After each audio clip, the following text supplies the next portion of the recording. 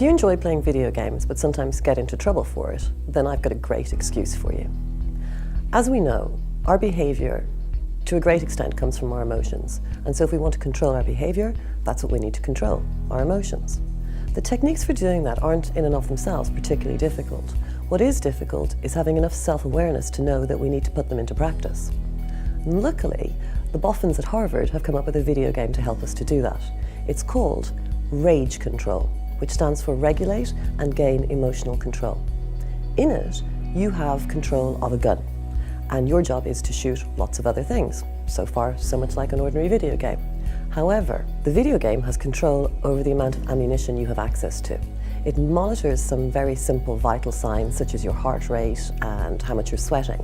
And if it notices those change, it will take away the ammunition, so you can't shoot anymore.